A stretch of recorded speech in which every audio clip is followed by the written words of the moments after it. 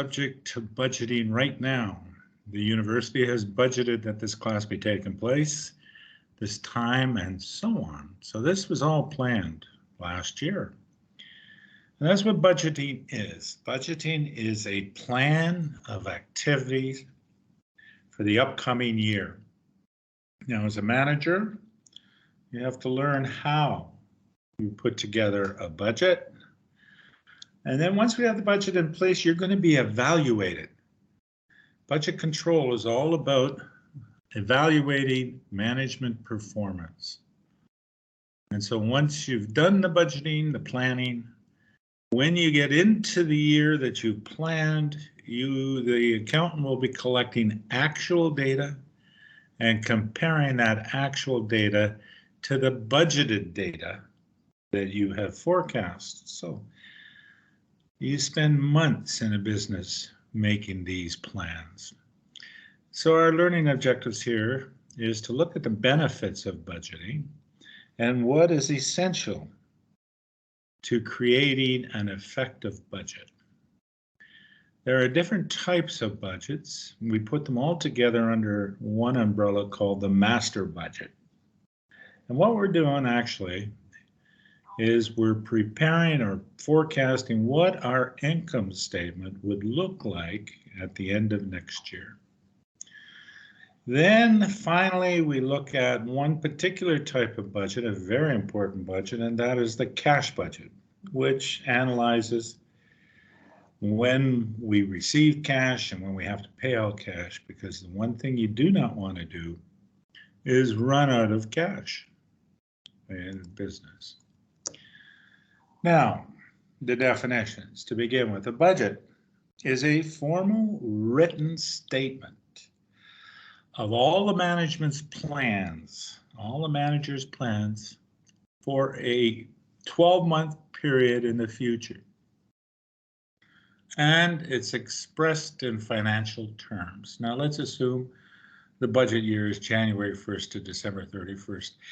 If that's the case, as a manager, you start the budgeting process sometime around August and September, and you're forecasting what will happen next year. So this is one of the benefits is that it's a primary way to communicate among all the managers the agreed upon objectives for the company. So you begin to see how your area fits into the big picture. And you're working with other managers and you're making decisions. You understand what they're doing, they understand what you're doing. That's one of the major benefits of it all. And this exercise then promotes efficiency. Why? Because you may be planning some activity that's already been done in another area or is also planned in another area. So you do not want to duplicate activities. A duplication of activities consumes resources. And that's not a good thing in business. That's a waste. And as I said, once you have done your duty and planned the activities for the area you're responsible for, then that plan becomes a control device and is a major way or method that your performance evaluations are developed on. So senior management uses this evaluation tool. Now, when we talk about budgeting, we're talking about forecasting future. So a budgeted cost is a future cost. It's not an actual cost, but we do use historical cost data, both for revenues and costs in formulating a budget. So you see, the accountant is very important to you. The accountant will dig up what happened last year, what forecasts, whatever information you need. That information, quite likely, is in the accounting records. Now, that's not all the information. You need market studies and stuff like that. But normally the accountant is very much involved with you. But it's your budget and your responsibility. It's not the accountant's. You can't blame the accountant. Now, the benefits, of course, it makes you plan ahead. And in planning, you know what the objectives of the organizations are, and therefore you're able to develop or have a good idea of the definite objectives for your area. Now, once you have that plan in place and you're collecting actual data and comparing it to the plan, if things are not going according to plan, then it's an early warning system. All right? So the budget is an early warning system that things are not unfolding as they should be according to your plans. Of course, this whole exercise facilitates, as I said, coordination between you and other managers, and it makes you aware of the whole overall operations. You just don't have tunnel vision for your area. You can see, but they say, the big picture. And of course, you know you're going to be evaluated here based on what you're doing. So this motivates you to meet those plan objectives, because if you don't, you're going to have to explain why not. So for a business to have an effective budgeting system, a business needs a sound organizational structure. Everybody knows where they fit on the organizational chart, who they're responsible for all the operations, and it's clearly defined. Also, the budget has to be supported by research and analysis with realistic goals. So market research is one thing that helps you here. Analysis of past events, looking at trends and things like that. And to be effective, the budget has to be fair and acceptable to all who are participating in it. All right, now sign up.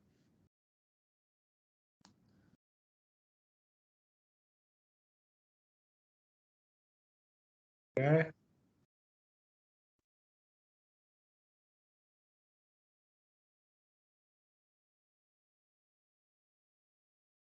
All right, let's start the quiz.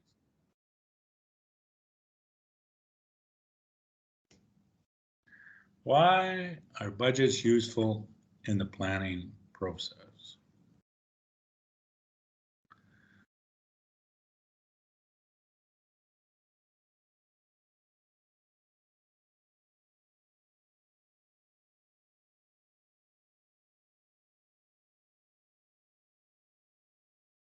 Ah, good. Yeah. Very important because it communicates the goals to all the managers, and it also forms the basis for performance evaluation of managers.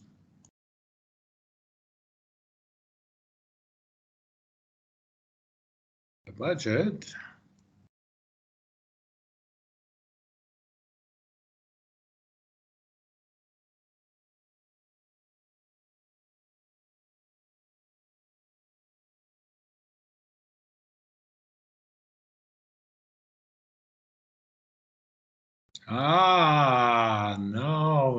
no. No, it's not the accountant.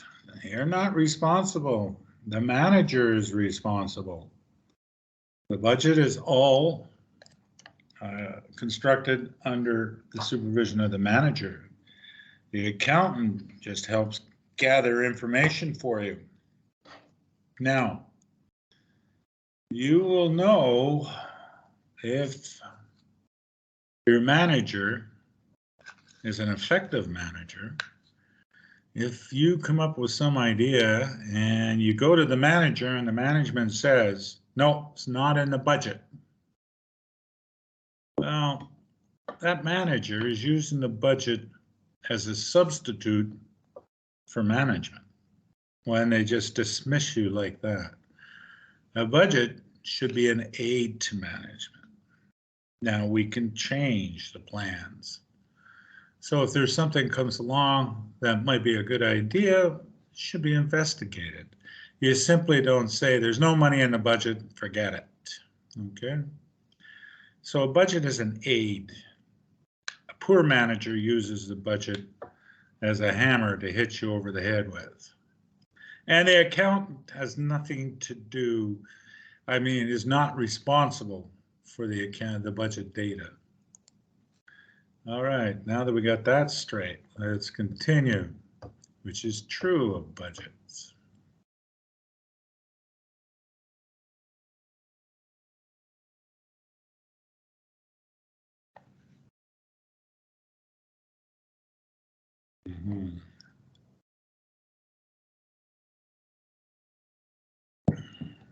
Yes, that's better. No, they're used in planning but not control. No, the next lecture will be how we use the budget for control and how the performance evaluation reports are produced. Right? True use of a budget is for performance evaluation. Now, when we're talking about budgets, there are different types. We're talking about the operating budget. The length of the budget basically is 1 year, any period of time, but most common it's 1 year. And it's broken down into monthly budgets or weekly budgets, depending on the type of product you're producing or you're dealing with. All right. But it covers different time periods. It's long enough to provide a goal to be achieved, but short enough so that you can make informed estimates. So the budget is based on past performance.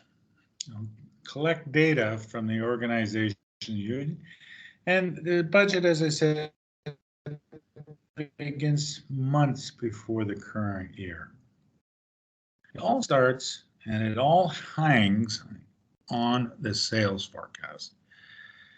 That level of sales activity dictates the production budget, the purchasing budget, the selling and admin budget, everything hangs on the sales activity forecast for the coming year.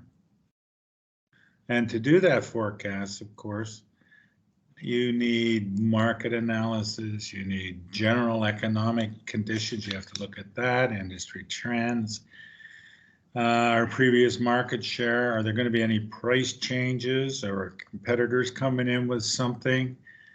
It also depends on how much advertising and promotion we're going to spend to support those sales budget estimates. And are there any technological developments that are coming along, especially in this digital world, that would affect us? Now, you may not remember Kodak. You used to take pictures and you had to bring them into a Kodak photo store and have them develop it and then pick it up a week later. But you see, Kodak is not around for developing films anymore or pictures. That's all been replaced by the digital cameras, your phones and stuff like that. So, there's a technological development that Kodak didn't take into consideration way back when. Again, now back to budgeting. Now, there are two types of budget. You could have an organization where the salespeople or senior management, let's say, not the salespeople, the senior managers, the president, the vice president of operations says, okay, here is your budget.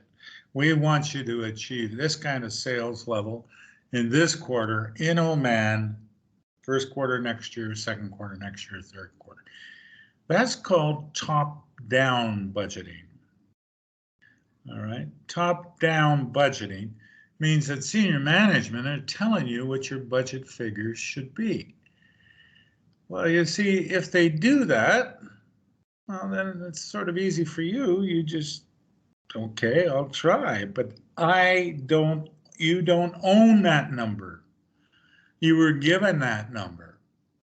So you'll try your best, but if you are not successful, then you can blame senior management for being too optimistic. The most effective way of budgeting is called participative budgeting. And that means you start from the bottom of the organization. The people, the managers at the bottom end of the organizational chart, i.e., where you would be starting your career, you're closer to the customer. You have a better feel for all of that. So in that way, the estimates that you're going to make are more accurate estimates because lower level managers have more detailed knowledge than senior level managers. And this process is perceived by all managers to be fair. So you start bottom off. I think I'm going to do this and this and this, and then it moves up, be added to by senior management.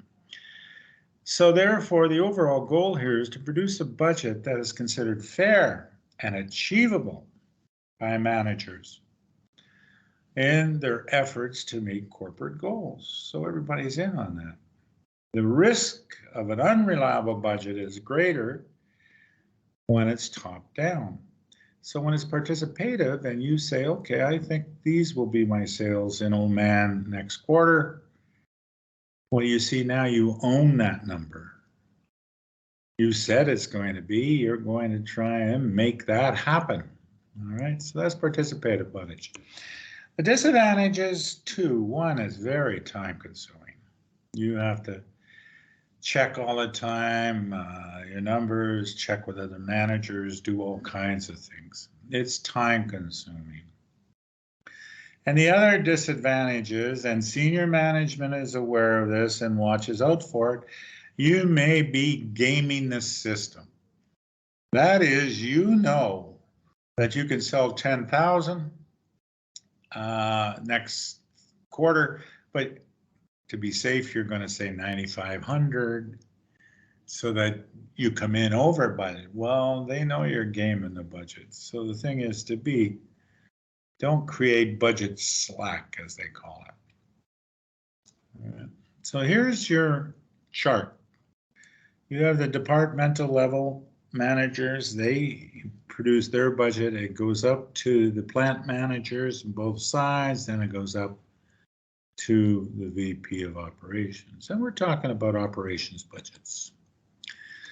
Now, the operations budgets are all interrelated. We have the sales budget. It's related to the production budget. It's related to the purchasing budget. It's related to the direct labor budget. It's related to the manufacturing. All of those budgets are interrelated, and they are together referred to as the master budget. Those are operating budgets. Individual budgets that result in the preparation of a budgeted income statement. Establish goals for sales and production personnel. What we're trying to do is forecast what our income statement would look like at the end of next year. Here's our sales. Here's the cost of goods sold, the production, the purchasing, direct labor costs, all of that. Now, there are also financial budgets. Now, there are two types of financial budgets. One is short-term, which we're going to talk about, which is a cash budget. We make sure we have enough cash to meet the operating budget. There's also a senior manager's level, a long-term capital expenditure budget where they plan plant expansion 4 or 5 years down the road. Now, we're not talking about that kind of budget. That's a capital expenditure budget. And that's at the senior management level. We're talking the operating budgets here and the cash budget. Okay. So it says one is the capital expenditure budget and the other is the cash budget. And that's the one that we are going to make sure we have enough funds to meet operations. We're not going to be looking at having enough funds to meet capital expenditures 4 or 5 years down the road.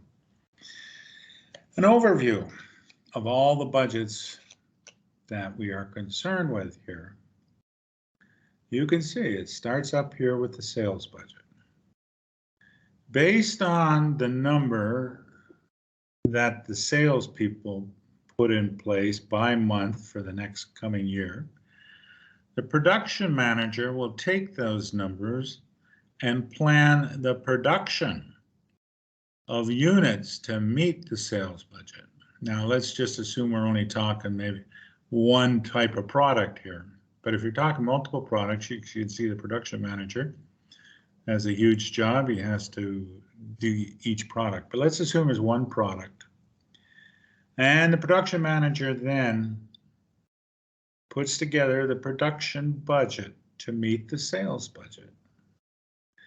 And from the production manager budget, the purchasing agent or manager, whoever responsible for purchasing within the organization, will develop a direct material purchasing budget. And the production man operations will put together a direct labor budget to make sure we have enough labor and enough material to meet the production budget and the manufacturing overhead budget. So there's your cost of goods sold, your direct material, direct labor, manufacturing overhead. As far as period costs go, then the selling department will put together a selling and expense budget, and other department managers put together the administrative budget, the IT people, okay, the HR people.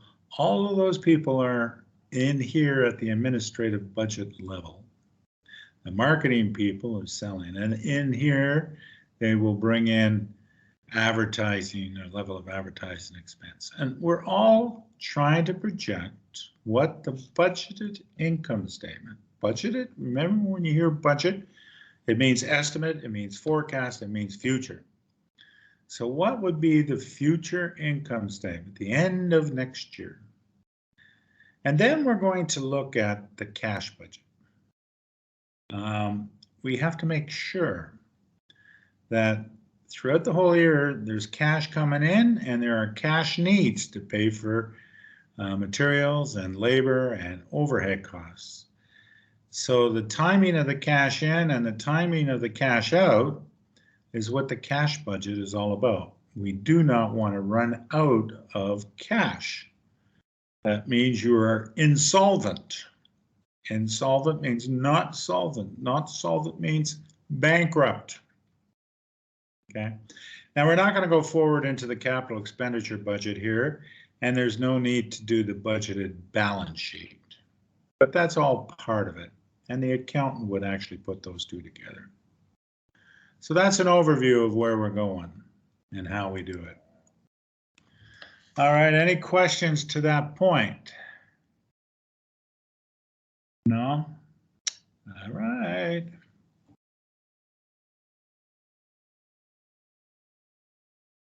We're going to look at, first of all, preparing the operating budgets. And then we're going to look at preparing the cash budget. Now, this operating budget, as I said, begins with the sales budget. We knew what the sales were last year. We estimate what the sales are going to be in the coming year. We take into consideration marketing studies we've done. We take into consideration general economic conditions. We wouldn't know if the Chinese had another virus or not. We don't know those things, but we try and do the best thing we can here to estimate what the sales revenue for the upcoming budget period will be. And this is so very, very important because, as I said, every other budget depends on that sales budget. Okay. And so we begin. Let's assume we have a company here, sells one product. And the expected sales volume in the first quarter is going to be 3,000. And each quarter after that, we're going to estimate an increase of 500 units. So the second quarter is 3,500. Third quarter is 4,000. Fourth, 4,500. So when we total that, the total year, we estimate our total sales are going to be 15,000.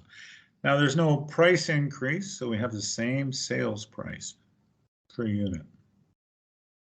So there's the sales budget. Very simple, very straightforward. And it's in quarters, not months, but just to keep it simple here. In the first quarter, they assume sales to be 180,000. Second quarter, 210, then 240 and 270. So if that all takes place, then our total sales for the year will be 900,000. All right, that's very important budget, very complicated, but it's actually simple to put together. But from that, then we need to produce these items. All right, so the production budget shows the units that must be produced to meet anticipated sales. However, you see, here's where management's policy comes into play. Management knows that these are estimates. They can be high, they can be low. They're estimates. So what they require, what inventory is, and this is finished goods inventory. Inventory is basically a buffer in case my predictions of production is too high or too low. If it's too high, well, then we're going to add to inventory. If it's too low, we can draw from inventory. So with a production budget, you have the numbers to meet the sales budget, but you also must consider what management requires for you to have in ending finished goods at the end of each quarter.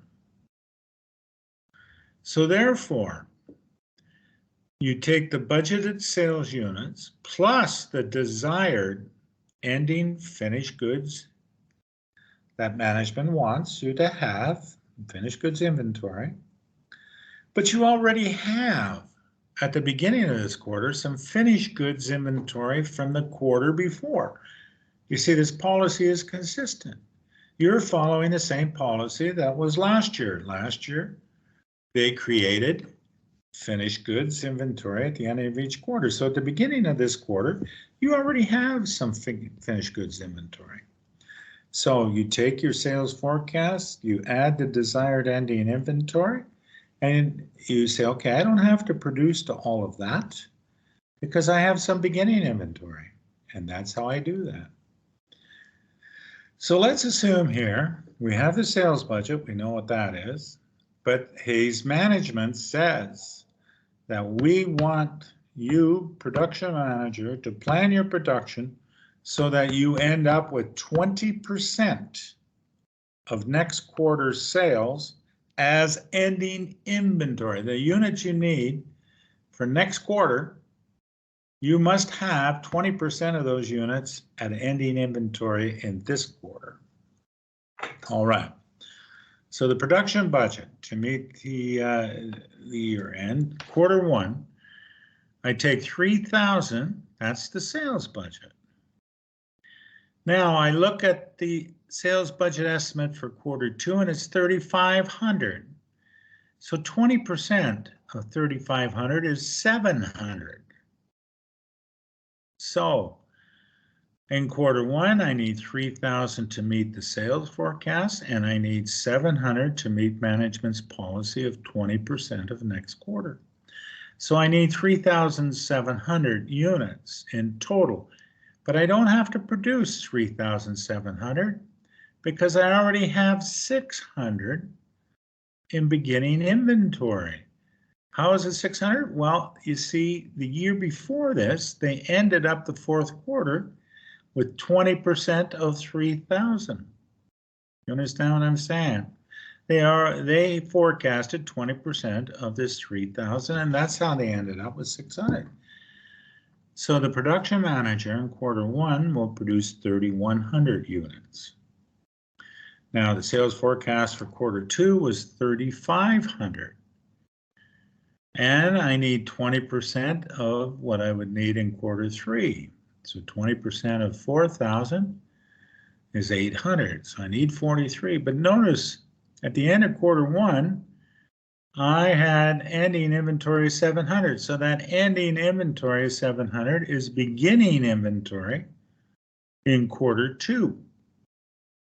So I don't have to produce that. I subtract that from my needs and I produce 3,600. Quarter 3, sales forecast is 400. I need 20% of next month, so that's 90. I already have 800 and produce that. Now here, 1,000, assuming, well, it's not assuming, the sales forecast for the first quarter next year will be 5,000, and 20% of 5,000 will be 1,000. So you see, in this way, I developed the required production units. And I'm dealing with finished goods inventory. All right, now we have to produce those units. So the next budget is the direct materials budget. And here again, we have inventory. This time it's raw material or direct material inventory. Okay, so management again uses inventory as a buffer and will have a stated policy. Now these policies differ from each other. We're just using this example. Sorry, 20% or 10%, whatever. But it's the same idea. I know from the production budget the direct material requirements for production. Plus, management wants me to have in raw material or direct material desired ending inventory. And I already have some beginning inventory, so I subtract that and I get my requirements. Okay, so the goods, the budgeted cost of direct materials to be purchased equals the required units of direct material times the anticipated costs. Inadequate inventories. If we run out of material we can't produce, we're going to have temporary shutdowns. So it's so important. So now when we're looking at purchasing, we have to look at the product we're producing and how much in raw material or direct materials do we need to produce that product? And what is management's policy? So because this company is close to suppliers, Hayes Company's management feels they only need to have 10% of next quarter's production requirements. Okay. Now, the manufacturer of each product, which is called right, requires 2 pounds of raw material, and the expected cost per pound is $4. Assume that the desired ending inventory materials amount is 1,020 in the fourth quarter. Prepare a direct labor budget, or direct material budget, sorry. All right, now, you see, we don't go back to the sales budget, we go to the production budget. And on the first line, we take the units to be produced from the production budget. 3,100, 36, 41, 46. Now each unit requires 2 pounds per unit.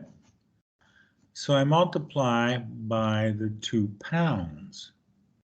Now, when you're doing this budget, you do units, and the last thing you do is dollars. So we just take the 2 pounds now, and we say, okay, first quarter, I need 6,200 pounds. Second quarter, I need 72. Third quarter, 82 and 92. Okay, but I also need 10% of the next quarter to have ending inventory.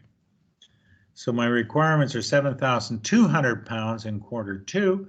Therefore, I must have in quarter 1, at the end of quarter 1, 720 pounds. So in total, I need 6,920 pounds, but I already have 620, which is 10% of the 6,200 in beginning inventory.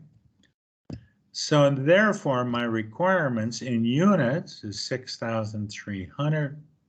Then you bring in dollars. Don't bring in dollars at the beginning, it just gets so confusing. Then you bring in dollars and you say, okay, I have to purchase $25,200 worth direct material in quarter 1. Quarter two, it's 7,200 plus 10% of next quarter, which is 820, gives me 8,020. Now the ending inventory in quarter one is the beginning inventory in quarter two, so I don't have to purchase that 720, I already have it. So what I need to make up the difference is 7,300, and I multiply by $4, and I get 29,002. So I go on to 3 and 4, and I get the total cost now for direct material purchases by quarter. And that production budget and direct material budget both deal with inventory. The production budget deals with finished goods inventory, so therefore you have to bring in the policy. And the direct material budget deals with raw material inventory, so you have to bring in inventory needs, ending inventory, management's policy with regards to that. All right, the direct labor budget is quite simple, quite straightforward. All you need is the hour and the rate.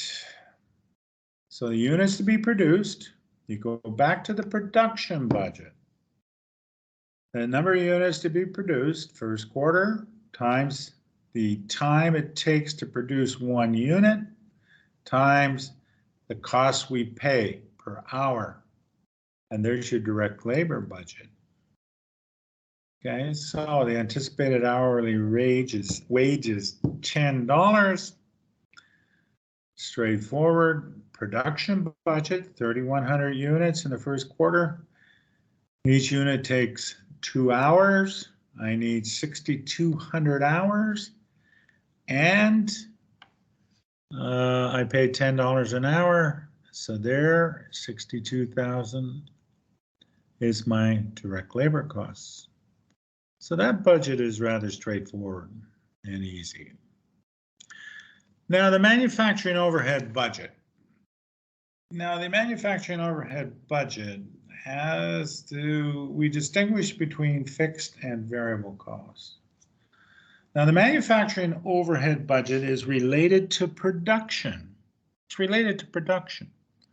So the variable overhead costs will depend on the level of production in that quarter. The fixed is easy.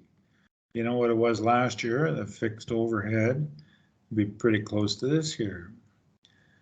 So the background information, Hayes expects the variable cost to fluctuate with production volume on the basis of the following rates per direct labor hour. Indirect materials, $1, indirect labor, $1.40, utilities, 40, and maintenance, 20.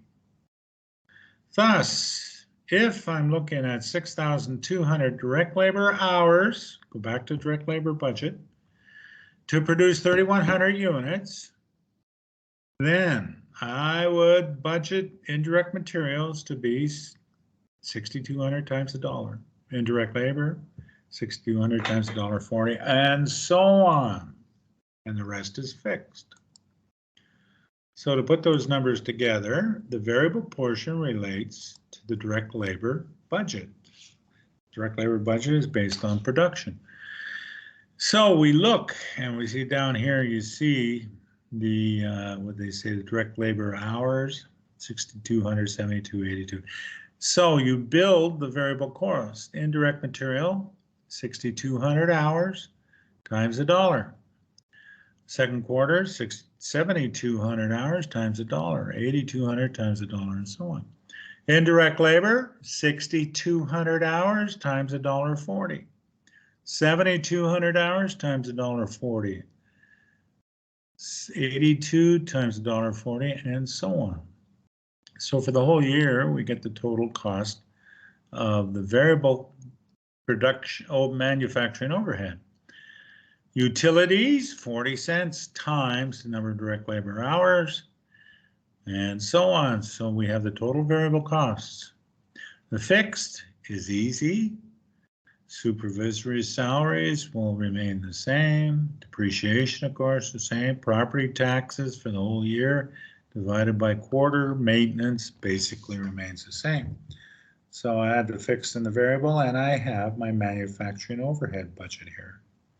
57,100 in the first quarter, 60,100 second quarter, and so on. Okay.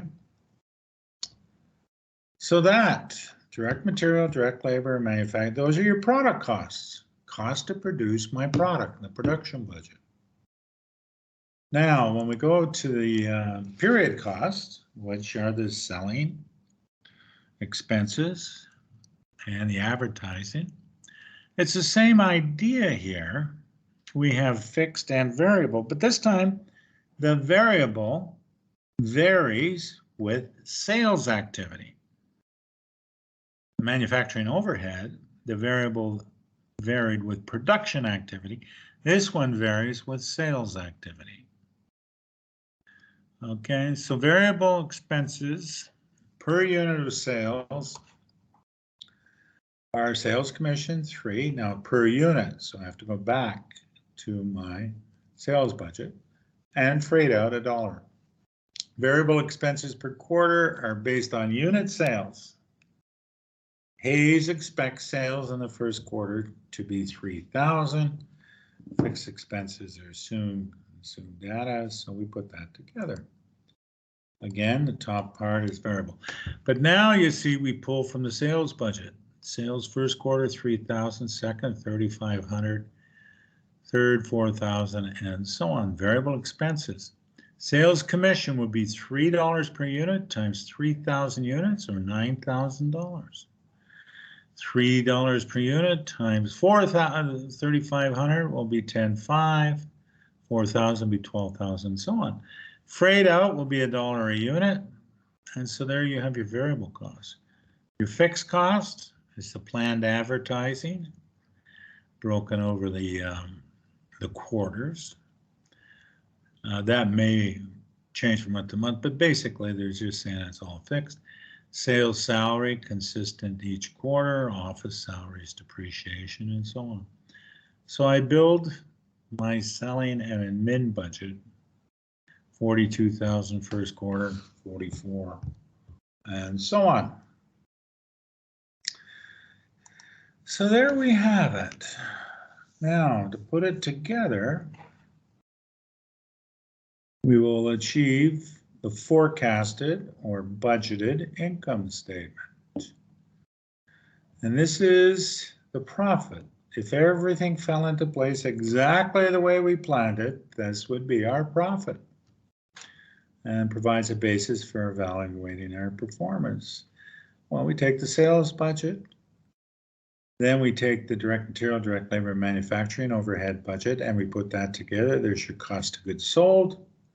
Then we have gross profit, and we subtract the selling and admin, and we would have operating income. But now we have to calculate the cost of goods sold. Because we had inventory in there, you see we produced more than we sold,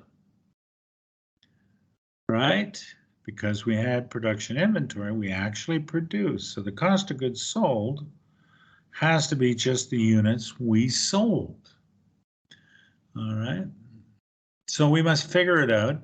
How much is the manufacturing cost per unit? So we go back to the data and we say, okay, direct materials were 2 pounds at $4. So on a unit, it's $8. Direct labor, 2 hours at 10, which is 20. And we assign the overhead based on direct labor hours. So if there were 2 hours for the product, then we would assign or allocate $16 to cover our overhead. Remember our allocation, job costing, all of that? It comes back to you. So now we have a projected unit production costs. 8 is accurate, 20 is accurate, but 16 is an estimate, of course. Remember, allocation. We come up with 44, and we said we sold from the sales budget 15,000 units. So therefore, our cost of goods sold would be 6,600. Now we can do the income statement. Once we know the interest expenses expect to be 100 and income taxes 12,000. But from the sales budget, we have the total sales 900,000. We just calculated the cost of goods sold to be 660. So therefore our gross profit is 240. We go to our selling and expense budget, we said 180. Therefore, our operating profit or income from operations would be 60,000.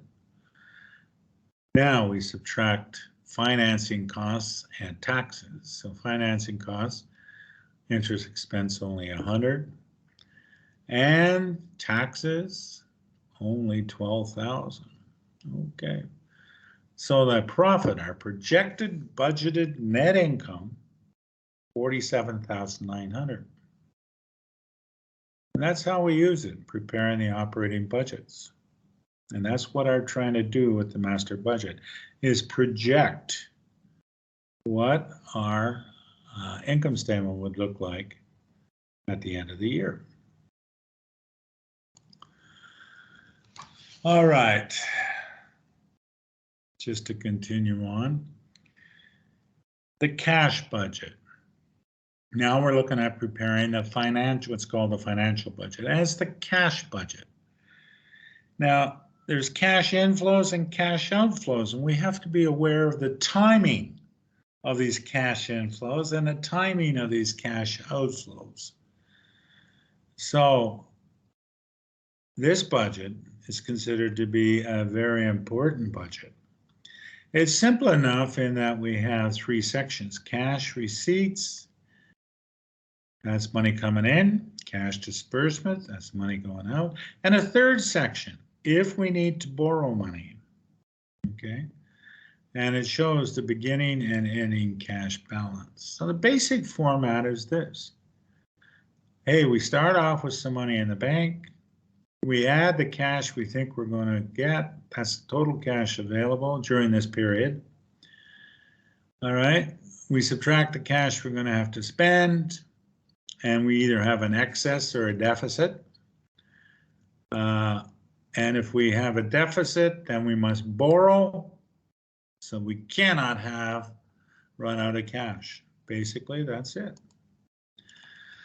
Now, when we did the operating budgets, we went across quarter one, quarter two, quarter three, quarter four, and you can see with Excel it's quite easy. You just go right across. But with a cash budget, you can't do that. You have to prepare it in sequence, okay? You have to start off with the cash, opening balance. The ending balance in one quarter becomes the opening balance in the second quarter. So you have to figure out the ending balance in each quarter before you can do the next quarter.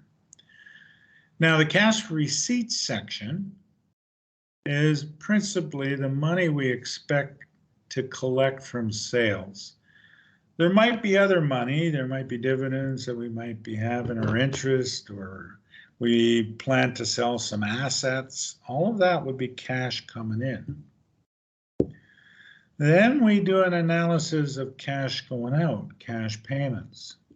We know that's for direct material, direct labor, manufacturing overhead costs, selling and admin costs, taxes, and if we plan to make any plant if we plan to purchase any assets. And then we have a section on borrowing, and we'll show you how that works. So like I said, the cash budget must be prepared in sequence.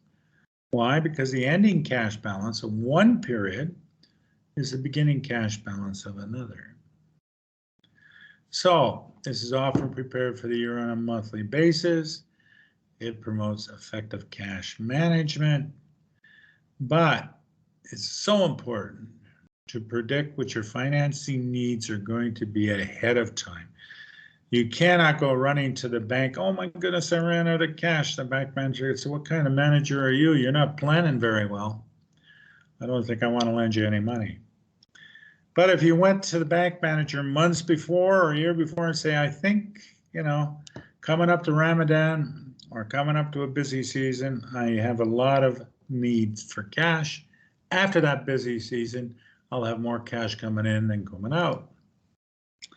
All right, so illustration. Let's assume now we start in January 1st and we have 38,000 on hand.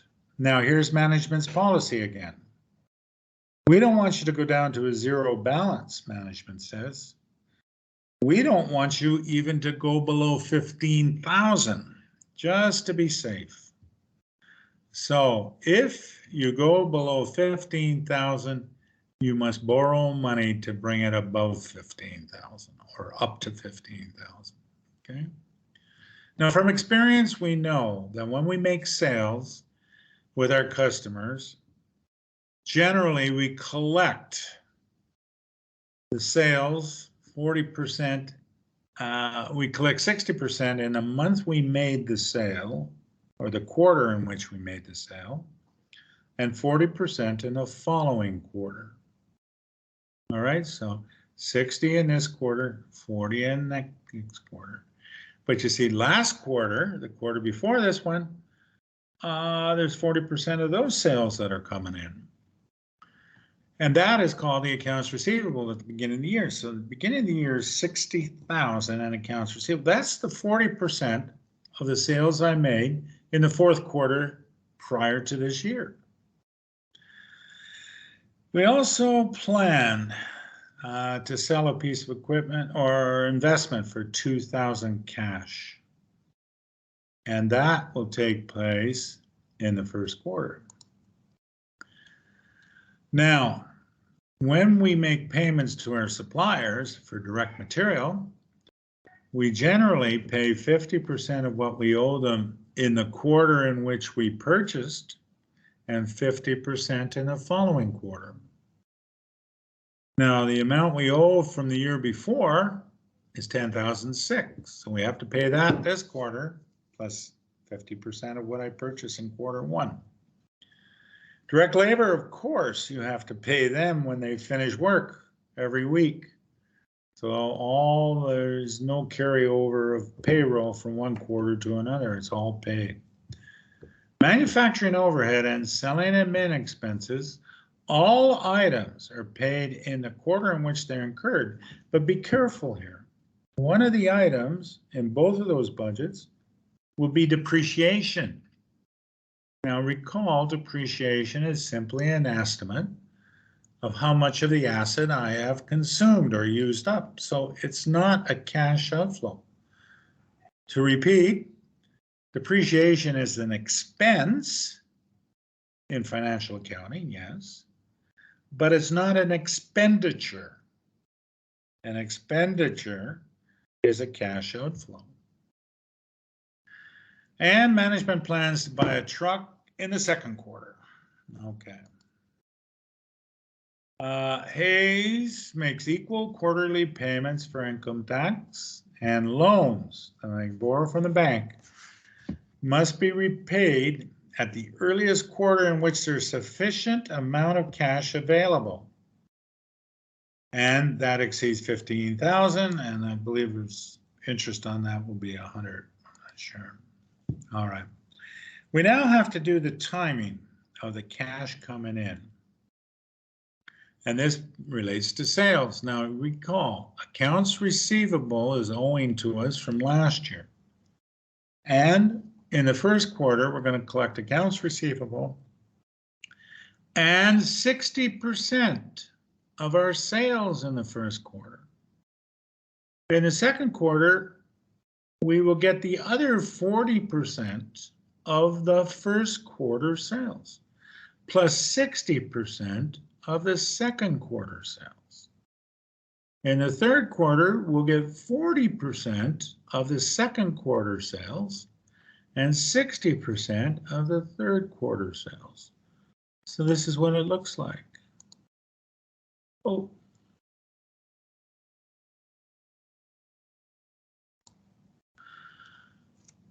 In the first quarter, in comes the 60,000 accounts receivable, plus I'll get 180, which is 60%, 108, which is 60% of 180. Now, I only collected 108 of the 180, so the other 72,000, which is 40% of 180, I collect in quarter two. Also in quarter two, I get 60% of the sales I made in quarter two. So the sales in quarter two were 210. So I get 60% of that, or 126,000. The other 40% I collect in quarter three. And in quarter three, I also will collect 60% of the sales in quarter three. And that was 240. So I'll collect 144. And I get 228 total. Now in the fourth quarter, I'll get the other 40% of this, and I'll get 60% of 270, which is 162. So if it's 162 and that's 108 will be collected next year. So 108 is my accounts receivable at the end of the fourth quarter. So that's how the cash coming in. What about the cash going out? Remember, it was 50% in 1 month, 50% in the other month. I have accounts payable. I'm going to collect that, or I'm going to pay that, sorry. And I add 50% of what I purchased in quarter one. So I go back to the purchasing budget, and that was 25.2. So I collect 50% in first quarter, and the other 50, I pay 50% in the first quarter and 50% in the second quarter. In the second quarter, I got that, I have to pay that 50 plus 50% of the third quarter. So I have to pay 27,002. And in the third quarter, and so on. So you can see the timing of the accounts receivable and the timing of the accounts payable. All right, now we're ready to put it all together. We start off first quarter, and when you do this in sequence, you go right to the bottom. You start off with a cash on hand, 38,000. The cash receipt section shows that you're going to collect 168,000. You just figured that before. And you're going to sell some securities. So in comes 170. You already have 38. In comes 170. So now you are at 208. All right, now the disbursements. First of all, direct materials, which you'd figured out, 23.2. Now the direct labor budget, it said 62,000. Manufacturing overhead, 53.3. Now, when you look at the manufacturing overhead, it's actually 57,100, but 3,800 is depreciation, so you take that out. All right, and same thing for selling in admin. 41,000 is your cash outlay, but when you look at the selling and admin budget, it says 42,000. Yes, but one of those expenses is depreciation, so you subtract that out. And now you get total expenses of 182.5. So you have 208, and you're going to spend 185. Therefore, your cash balance is 25.5. You're more than 15,000, so you do not have to borrow, and you do not repay. Of course, you're not borrowing any money. Second quarter starts off with the ending cash balance of the first quarter. Then in comes 198,000. So the total amount then is 223,500. Out goes 211,500. So therefore, your ending cash balance will be 12,000. And you remember management's policy said you can't go below 15. So therefore, you have to borrow 3,000 from the bank to bring it up to 15,000. So you end quarter two with 15,000. You start quarter three at 15,000. In comes 228. So you have 243. Out goes 220,500. That means now you have 22,500 excess. You can pay back the bank and still be above 15,000. So you pay back the 3,000 you owe them, plus 100 interest that they may require, and you're down to 19,400. And you start the fourth quarter off at 19,400, cash receipts and cash disbursements. So that concludes the cash budget. Now, the next thing you can do, but we're not required here, is to look at the budgeted balance sheet. You know the ending cash balance is this. The accounts receivable was 108. The finished goods inventory and so on. So the accountant actually will put that together. And that would basically conclude how we do the operating budgets. Now, one more comment, and that has to do with, okay, we're projecting the profit for the coming year, but I work for a nonprofit organization. Well, budgeting is just as important for a nonprofit organization, but the process is different because you're not trying to earn or project a profit. Therefore, the cash flow expenditures are so important because what you have to do is the cash coming in is generally cash that's been donated to you or given to you by government or collected for a specific purpose. And your role as a manager is to spend to that exact amount. So you must project what you anticipate would be revenues, but your expenses that you are projecting cannot be more than those revenues and not less. Okay? But certainly not more. And that's what your job is to do, is to spend to the exact amount. As I said, in many cases, overspending is illegal. Okay, a few more questions and finish this off.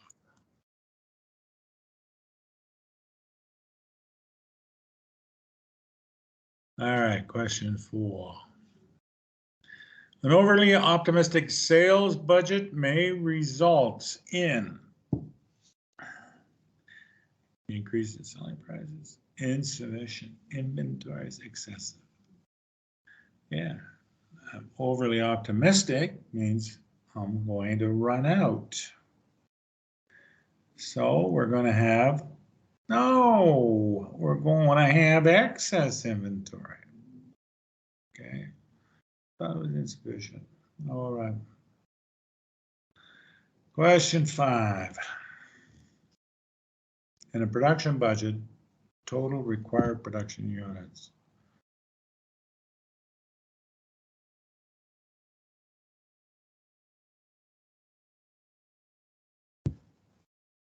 Okay, that last one would be insufficient inventories. I got to change that. All right, this one, correct answer, finished goods inventory minus beginning.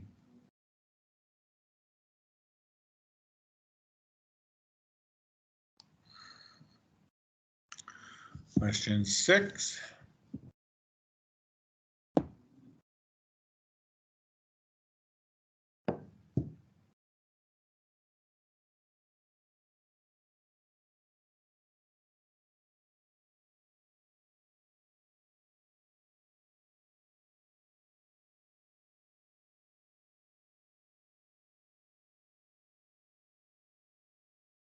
Good.